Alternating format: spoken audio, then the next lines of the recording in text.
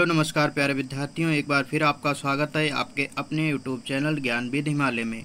आप लोग जैसे छात्रवृत्ति से संबंधित जो परीक्षाएं होती हैं या 12th तक की पढ़ाई जो फ्री होती है, उन सभी एग्ज़ामों की तैयारी हमारे यूट्यूब चैनल ज्ञानविद हिमालय के माध्यम से बिल्कुल फ्री कराई जा रही है।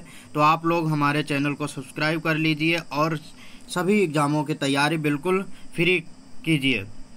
आज की जो ऊर्जा प्रदान करने वाली लाइनें हैं, काम करो ऐसा कि एक पहचान बन जाए, काम करो ऐसा कि एक पहचान बन जाए, हर कदम ऐसा चलो कि निशान बन जाए, यहाँ ज़िंदगी तो हर कोई काट लेता है, यहाँ ज़िंदगी तो हर कोई काट लेता है, ज़िंदगी जियो इस कदर की मिसाल बन जाए। नंबर 1, निम्नलिखित में से कौन भारतीय संविधान की प्रारूप समिति का सदस्य नहीं था? Option A B.R. Ambedkar, option B Alladi Krishnaswamy, option C Rajendra Prasad, option D Gopalachari Ayyangar. तो इसका सही आंसर होगा option number C Rajendra Prasad, क्योंकि डॉक्टर B.R. अम्बेडकर प्रारूप समिति के अध्यक्ष थे, अल्लादी कृष्ण स्वामी ये सदस्य थे, गोपालाचारी अयंगर ये भी प्रारूप समिति के सदस्य थे। अब पूछा जाता है कि प्रारूप समिति का गठन कब हुआ? तो प्रारूप समिति का जो गठन हुआ था 29 अगस्त 1947 को। कब हुआ? 29 अगस्त 1947 को। बच्चों, लिखने में थोड़ी दिक्कत हो रही है, तो आप लोग जो हम बोलें उस बात पर थोड़ा ध्यान रखिए और बातों को नोट करते रहिए, और जिन बिंदुओं को हम बता रहे हैं उन बिंदुओं को आप लोग अच्छे तरीके से कॉपी में नोट करते रहिए। अब प्रारूप समिति को अन्य किस नाम से जानते हैं? तो प्रारूप समिति को पांडुलेखन समिति भी कहते हैं। क्या कहते हैं? पांडुलेखन समिति कहते हैं। प्रारूप समिति, पांडुलेखन समिति कहा जाए या मसौदा समिति कहा जाए, ये सभी जितने नाम हैं ये प्रारूप समिति के ही नाम हैं। तो प्रारूप समिति में कितने सदस्य थे? टोटल 7 सदस्य थे। अध्यक्ष को अगर शामिल करके देखा जाए तो 7 सदस्य थे। वैसे अगर पूछा जाए कि प्रारूप समिति में कितने सदस्य हैं तो 6+1, तो एक अध्यक्ष थे, बाकी 6 सदस्य थे। तो समझ गए, इस प्रश्न का सही आंसर क्या होगा? Option number C Rajendra Prasad. Option number 2 है, भारत का संविधान लागू कब हुआ? तो option number A 1951, option B 1956, option C 1950 और ऑप्शन डी है 1949। तो आप लोग कमेंट करके बताएं इसका सही आंसर क्या है। तो भारत संविधान जो था, भारतीय संविधान कब लागू हुआ? तो भारतीय संविधान 1950 को लागू हुआ था। 1950 को संविधान लागू हुआ और 1949 को क्या हुआ था? संविधान अंगीकृत हुआ था। 26 जनवरी 1950 को संविधान लागू हुआ और 26 नवंबर 1949 को क्या हुआ था? संविधान अंगीकृत हुआ था। तो संविधान अंगीकृत 1949 और संविधान लागू 1950। 26 नवंबर को कौन सा दिवस मनाते हैं? 26 नवंबर को कौन सा दिवस मनाते हैं? तो 26 नवंबर को संविधान दिवस मनाया जाता है। और 26 जनवरी को कौन सा दिवस मनाते हैं? तो 26 जनवरी को गणतंत्र दिवस मनाया जाता है। तो स्वतंत्रता दिवस कब मनाया जाता है, इसका आप लोग कमेंट करके आंसर दीजिए। तो बात समझ में आ गई कि भारत का संविधान कब लागू हुआ? 26 जनवरी 1950। तो इसका सही आंसर क्या है? Option number C. प्रश्न नंबर 3 है। प्रश्न नंबर 3 में पूछा गया है कि भारत शासन या कहे भारत सरकार अधिनियम 1935 को बंधन का नया चार्टर किसने कहा? तो भारत सरकार अधिनियम 1935 को बंधन का नया चार्टर किसने कहा? तो option number A Mahatma Gandhi, option number B Rajendra Prasad, option number C Jawaharlal Nehru, option number D B.R. Ambedkar. तो इसका सही आंसर क्या होगा? Option number C Pandit Jawaharlal Nehru ने। एक पॉइंट याद रखना कि मिनी कॉन्स्टिट्यूशन किसे कहा जाता है? तो मिनी कॉन्स्टिट्यूशन या छोटा संविधान किस अधिनियम को कहा जाता है? तो भारत सरकार अधिनियम या भारत शासन अधिनियम 1935 को कहा जाता है। तो यहाँ तक बात समझ में आ गई हो। प्रश्न नंबर 4 है, भारतीय संविधान का संरक्षक कौन है? ऑप्शन नंबर 1 भारत के राष्ट्रपति, ऑप्शन नंबर बी भारत के मुख्य न्यायाधीश, ऑप्शन नंबर सी भारत के प्रधानमंत्री, ऑप्शन नंबर डी राज्यसभा के सभापति। तो इसका सही आंसर क्या होगा? बी बिल्कुल सही आंसर होगा, क्योंकि जो सुप्रीम कोर्ट होता है भारत का सर्वोच्च न्यायालय, भारत का सर्वोच्च न्यायालय किसे कहा जाता है? एससी को, जिसे सुप्रीम कोर्ट कहते हैं। सुप्रीम कोर्ट है कहाँ? दिल्ली। सुप्रीम कोर्ट कहाँ है? दिल्ली में है। और सुप्रीम कोर्ट का जो मुखिया होता है वह कौन होता है? भारत के जो मुख्य न्यायाधीश होते हैं वही सुप्रीम कोर्ट के मुखिया होते हैं। जब सुप्रीम कोर्ट को ही भारतीय संविधान का संरक्षक कहा जाता है और जो उसका मुखिया होता है वो भी तो संरक्षक हुआ, तो भारतीय संविधान का संरक्षक कौन है? भारत के जो मुख्य न्यायाधीश हैं वह भारतीय संविधान के संरक्षक है। और ये भी पूछा जाता है कि भारतीय संविधान का जो संरक्षक सुप्रीम कोर्ट को कहा जाता है, सुप्रीम कोर्ट को कितनी रिटें जारी करने की शक्ति होती है? तो सुप्रीम कोर्ट को 5 रिटें जारी करने की शक्ति होती है। और इस बात को भी याद रखना कि पहला सुप्रीम कोर्ट कब बनाया गया था, पहला सुप्रीम कोर्ट कब स्थापना की गई थी? तो पहले सुप्रीम कोर्ट की स्थापना कब की थी? 1774 में। कब? 1774 में। कहाँ की गई थी? कलकत्ता। इन बिंदुओं को भी ध्यान रखना, कहाँ? कलकत्ता में की गई थी। तो इतनी बातें समझ में आ गई। आर्टिकल 32 को संविधान का संरक्षक भी कहा जाता है। आर्टिकल 32 को भी संविधान का संरक्षक कहा जाता है। डॉक्टर BR अम्बेडकर ने संविधान की आत्मा कहा। आर्टिकल 32 को संविधान की आत्मा किसने कहा? तो डॉक्टर BR अम्बेडकर ने आर्टिकल 32 को संविधान की आत्मा कहा है। तो इसका सही आंसर क्या होगा? भारत के मुख्य न्यायाधीश। इसका सही आंसर क्या होगा? भारत के मुख्य न्यायाधीश। प्रश्न नंबर 5 में पूछा गया है, निम्नलिखित में कौन भारतीय संविधान की प्रारूप समिति का सदस्य नहीं था? ये पहला ही प्रश्न था, तो इसका सही आंसर क्या है? आप लोग कमेंट करिए और इसका सही जवाब दीजिए। प्रश्न नंबर 6 में पूछा है कि संविधान की अनुसूची 6 में जनजातीय के विशेष राज्य का प्रावधान किया गया है। अब यहाँ पे प्रश्न ये कह रहा है कि जो अनुसूची 6 है उसमें कितने राज्यों का जनजातीय क्षेत्र के प्रशासन के बारे में बताया गया है। तो यहाँ पर अनुसूची 6 में 4 राज्यों के बारे में बताया जाता है, लेकिन ऑप्शन में कौन कौन से हैं? ऑप्शन आप लोग देखिए। ऑप्शन ए ऑप्शन है असम, बी ऑप्शन है Bihar, C option Uttar Pradesh, D option Rajasthan. तो इसमें से कौन सा सही है? ऑप्शन नंबर ए बिल्कुल सही आंसर है, क्योंकि 4 राज्यों के बारे में बताया गया अनुसूची 6 में। तो अनुसूची जो 6 है, असम, मेघालय, त्रिपुरा, मिजोरम, असम, मेघालय, त्रिपुरा, मिजोरम, इन 4 के क्षेत्र के जो जनजातीय क्षेत्र होते हैं उनके प्रशासन के बारे में प्रावधान किया गया है। तो इसका सही आंसर क्या होगा? ऑप्शन नंबर ए। अब प्रश्न नंबर 7 है। प्रश्न नंबर 7 में पूछा गया है कि संविधान की 12वीं अनुसूची में निम्नलिखित में से किससे संबंधित है? संविधान की जो 12वीं अनुसूची है वह किससे संबंधित है? ऑप्शन नंबर ए नगर पालिका, ऑप्शन नंबर बी पंचायती राज, ऑप्शन नंबर सी केंद्र तथा राज्य संबंध, ऑप्शन नंबर डी भ्रष्टाचार निवारण से संबंधित है। तो इसका सही आंसर क्या होगा? नगर पालिका। क्या होगा? नगर पालिका। 11 जो अनुसूची 11 है उसमें पंचायती राज के बारे में बताया गया है। केंद्र एवं राज्यों के बीच शक्तियों का जो बंटवारा वह अनुसूची 7 में बताया गया है। और अनुसूची 6 में अभी बताया कि असम, मेघालय, त्रिपुरा, मिजोरम के बारे में बताया गया है, जनजाति क्षेत्र के बारे में बताया गया है। और इस प्रश्न को भी याद रखना कि पहले कितनी अनुसूचियाँ थीं। जब मूल संविधान था कितनी अनुसूचियाँ थीं? 8। और वर्तमान में कितनी अनुसूचियाँ हैं? 12। कब कब जोड़ी गई हैं वो आपको अगली क्लास में बताएंगे। प्रश्न नंबर 8 है। प्रश्न नंबर 8 में कहा गया है कि भारतीय संविधान सभा द्वारा भारतीय संविधान को अंगीकृत किया गया। भारतीय संविधान सभा द्वारा भारतीय संविधान को अंगीकृत किया गया। ऑप्शन नंबर ए 15 अगस्त 1947, ऑप्शन नंबर बी 30 जून 1948, ऑप्शन नंबर सी 26 नवंबर 1949, ऑप्शन नंबर डी 26 जनवरी 1950। तो इसका सही आंसर क्या होगा? तो इसका सही आंसर है ऑप्शन नंबर सी 26 नवंबर 1949 को क्या हुआ था? भारतीय संविधान अंगीकृत किया गया था। और इसी दिन क्या मनाते हैं? संविधान दिवस मनाते हैं। 26 नवंबर 1949 को क्या हुआ? भारतीय संविधान अंगीकृत हुआ। और 26 नवंबर को क्या मनाया जाता है? संविधान दिवस मनाया जाता है। तो यहाँ तक बात समझ आ गई। 26 जनवरी 1950 को क्या हुआ था? 26 जनवरी 1950 को संविधान लागू हुआ था।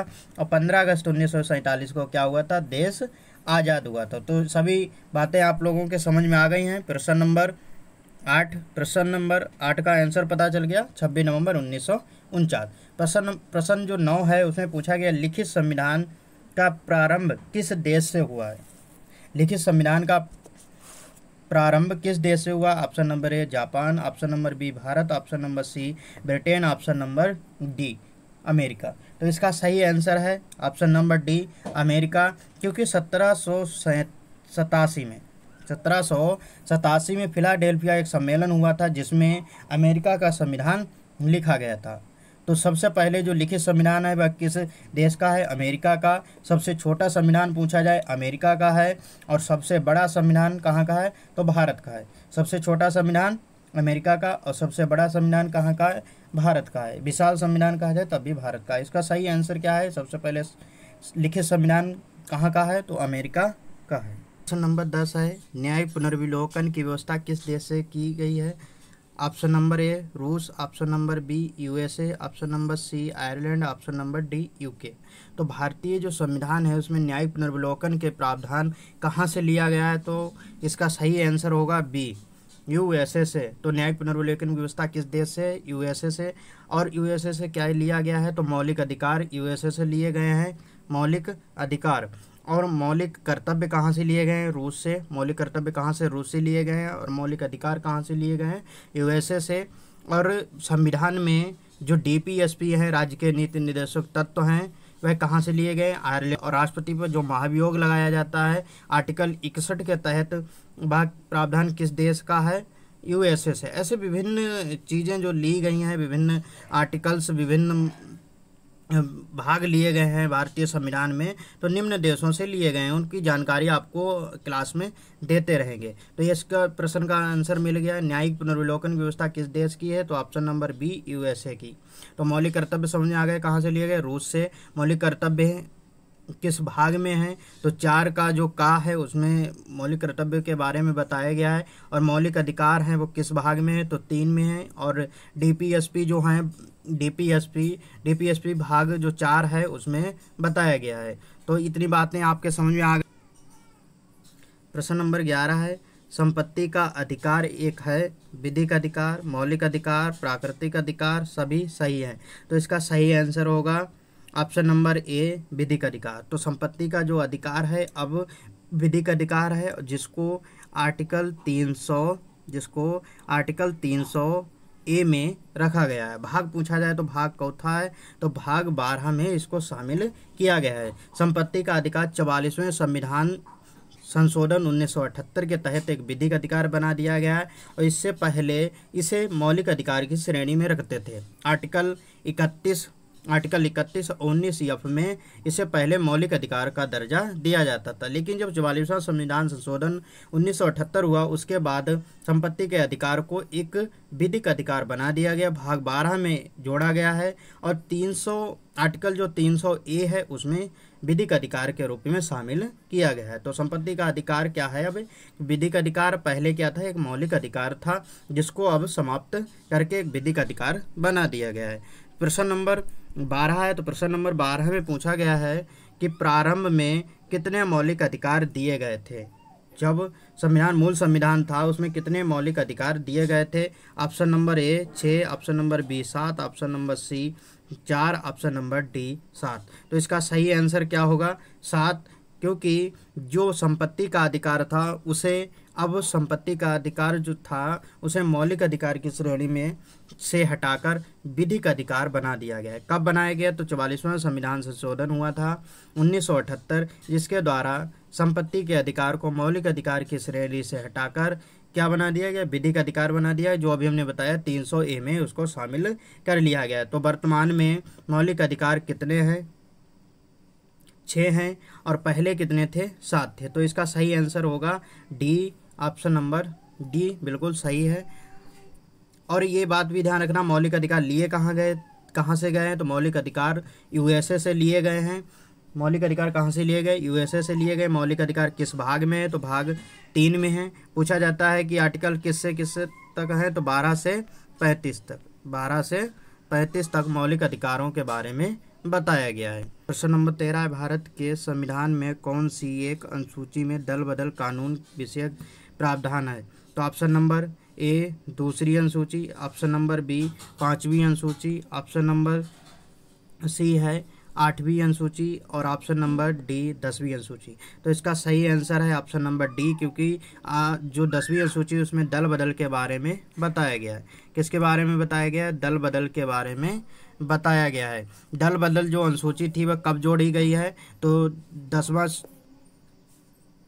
संविधान संशोधन 1985 हुआ था। 10वां संविधान संशोधन 1985 हुआ था, जिसके तहत 10वीं अनुसूची को जोड़ा गया था। जो 8वीं अनुसूची है भाषा से संबंधित है। 8वीं अनुसूची किससे संबंधित है? भाषा से संबंधित है।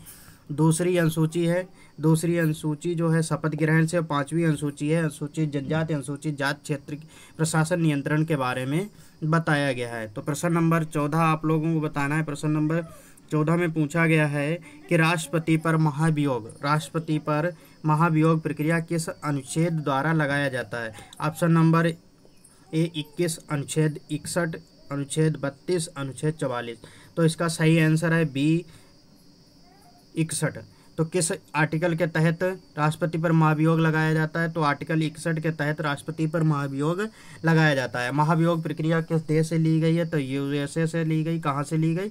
राष्ट्रपति पर जो महाभियोग लगाया जाता है किस देश की देन है? तो यूएसए से ली गई। आर्टिकल जो 21 है उसमें क्या बताया गया? प्राण एवं दैहिक की स्वतंत्रता दी गई है। आर्टिकल 32 में सुप्रीम कोर्ट को 5 रिटें जारी करने की शक्ति दी गई है। आर्टिकल जो 44 है नागरिकों के लिए सिविल संहिता की बात की गई है। नागरिकों के लिए समान सिविल संहिता की बात किस में की गई? आर्टिकल 44 में किया गया। तो राष्ट्रपति पर महाभियोग किस आर्टिकल के तहत? ऑप्शन नंबर बी बिल्कुल सही है। आर्टिकल 61 के तहत राष्ट्रपति पर महाभियोग लगाया जाता है। प्रश्न नंबर 15 है, भारतीय संविधान का भाग 17 संबंधित है। ऑप्शन नंबर ए आपात उपबंध, ऑप्शन नंबर बी संविधान संशोधन, ऑप्शन नंबर सी निर्वाचन, ऑप्शन नंबर डी मौलिक कर्तव्य। तो इसमें चारों ऑप्शन में एक भी ऑप्शन नहीं है। तो इसका सही आंसर होगा राजभाषा।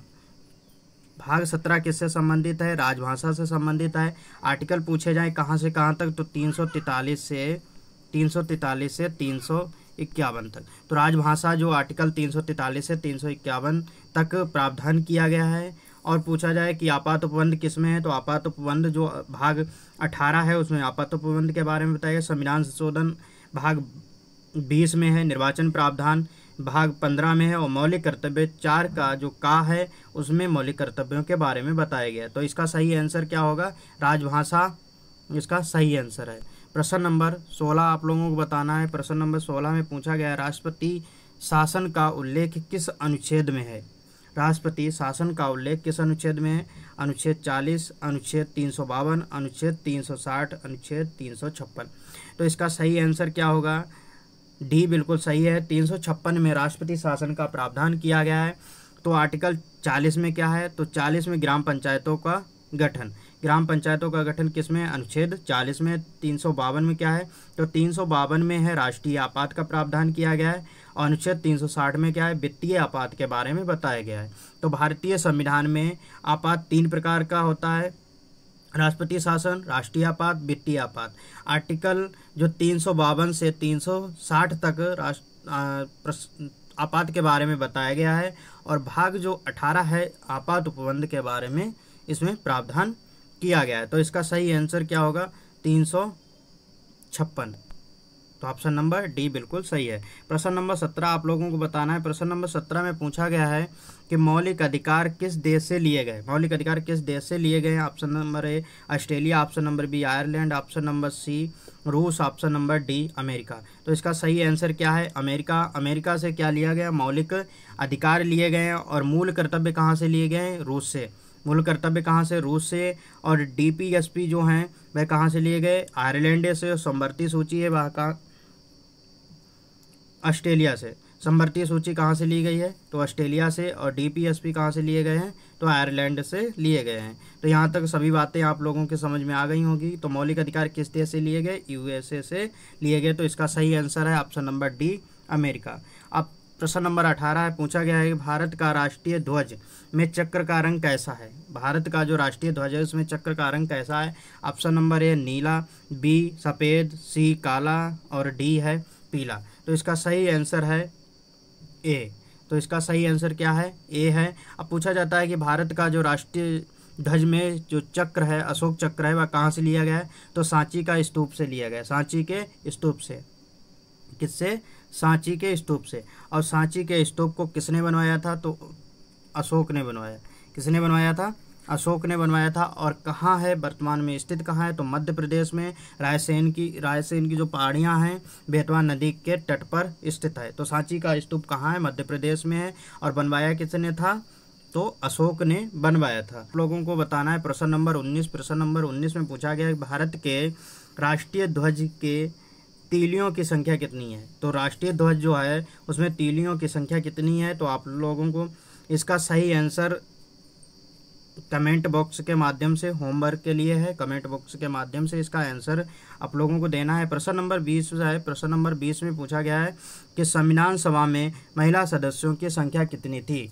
तो संविधान सभा में महिला सदस्यों की संख्या कितनी थी? Option number A 26, option number B 33, option number C 15, option number D 284। तो ऑप्शन नंबर इसमें जो सी है बिल्कुल सही है, क्योंकि संविधान सभा में महिला सदस्यों की संख्या कितनी थी? 15 थी। लेकिन जब संविधान पर हस्ताक्षर किए गए उस समय कितनी महिलाओं ने हस्ताक्षर किए थे? तो 8 महिलाओं ने हस्ताक्षर किए थे। और टोटल कितने लोगों ने हस्ताक्षर किए थे? 284 लोगों ने संविधान पर हस्ताक्षर किए थे। इस बात को याद रखना कि टोटल कितने लोगों ने संविधान पर हस्ताक्षर किए थे? 284 लोगों ने। और महिलाएं कितनी थी जिन्होंने हस्ताक्षर किए थे? तो 8 महिलाओं ने हस्ताक्षर किए थे। लेकिन संविधान सभा में महिला सदस्यों की संख्या थी कितनी? तो महिला सदस्यों की जो संख्या थी वह 15 थी। तो यहाँ तक आप लोगों के बात समझ में आ गई है। अगर 15 महिलाओं के नाम पूछे जाएँ तो उसमें ध्यान रखना, एक तो स्वामीनाथन थे, अम्मू स्वामीनाथन, एनी मैक्सरीन, बेगम एजाज रसूल, दक्षियानी, दुर्गाबाई, हंस मेहता, कमला चौधरी, लीला रे, मालती चौधरी, पूर्णिमा बनर्जी, रेणुका, सरोजनी नायडू, राजकुमारी, सुचेता कृपलानी, विजया लक्ष्मी पंडित। तो इतनी 15 महिलाएं थीं जिन्होंने भारतीय संविधान में विशेष भूमिका इन लोगों की रही है। तो ये इसका सही आंसर क्या है? Option number C 15। भारतीय संविधान सभा में महिला सदस्यों की संख्या कितनी थी? तो 15 थी। इसका सही आंसर है। प्रश्न नंबर 21 है। प्रश्न नंबर 21 में पूछा गया इनमें से कौन सा मूल अधिकार नहीं है? इनमें से कौन सा मूल अधिकार नहीं है? ऑप्शन आप लोग देखिए और बताइए इसका सही आंसर क्या है। शोषण के विरुद्ध अधिकार, समान कार्य के लिए समान वेतन की व्यवस्था, कानून के समक्ष समानता। ऑप्शन नंबर डी है धार्मिक स्वतंत्रता का प्रावधान। ऑप्शन नंबर डी है धार्मिक स्वतंत्रता का प्रावधान। तो इसका सही आंसर क्या है? क्योंकि समान कार्य के लिए समान वेतन की जो बात की गई है आर्टिकल 37 के काम में की गई। किसमें? आर्टिकल 37 के काम में की गई। जबकि आर्टिकल 37 जो है डीपीएसपी है तो वह मौलिक अधिकार की श्रेणी में नहीं आता है। तो शोषण के विरुद्ध जो अधिकार है, शोषण के विरुद्ध जो अधिकार है वह आर्टिकल 23 से 24, क्योंकि शोषण के विरुद्ध जो अधिकार मौलिक अधिकार है। और कानून के समक्ष समानता 14 से 18 तक आर्टिकल में उल्लेख किया गया है। धार्मिक स्वतंत्रता का जो प्रावधान किया गया है 25 से 28 तक। तो option number A, option number C, option number D ये सभी क्या है? मौलिक अधिकार हैं। और ऑप्शन नंबर बी है समान कार्य के लिए समान वेतन की व्यवस्था, तो आर्टिकल 37 के काम में कहा गया है। तो इसलिए ऑप्शन नंबर बी बिल्कुल सही आंसर है, क्योंकि आर्टिकल नंबर जो 37 का है वह एक डीपीएसपी है, मौलिक अधिकार नहीं है। उम्मीद है आज की क्लास आप लोगों को बहुत अच्छी लगी होगी और बाकी प्रश्नों को हम पढ़ते रहेंगे अन्य क्लास में। इसके बाद अगले जो प्रश्न हैं उनका अध्ययन करेंगे। तो उम्मीद है कि आज की क्लास आप लोगों को बहुत अच्छी लगी होगी और इसी प्रकार अपनी तैयारी को और बेहतर बनाना चाहते हैं तो आज ही हमारे यूट्यूब चैनल ज्ञानविद हिमालय को सब्सक्राइब कर लीजिए। और जो भी आपके क्लास में डाउट रहते हैं उसके लिए एक व्हाट्सअप ग्रुप बनाया गया है जिसकी लिंक आपको डिस्क्रिप्शन में दे दी जाएगी, तो आप लोग वहाँ से ज्वाइन हो सकते हैं और क्लास की PDF उसी ग्रुप में शेयर कर दी जाएगी। तो इसलिए आप लोग उस ग्रुप को ज़्यादा से ज़्यादा ज्वाइन कीजिए और PDF को पाने के लिए, अपने डाउट को क्लियर करने के लिए उस ग्रुप को ज्वाइन करना बहुत ज़रूरी है। धन्यवाद।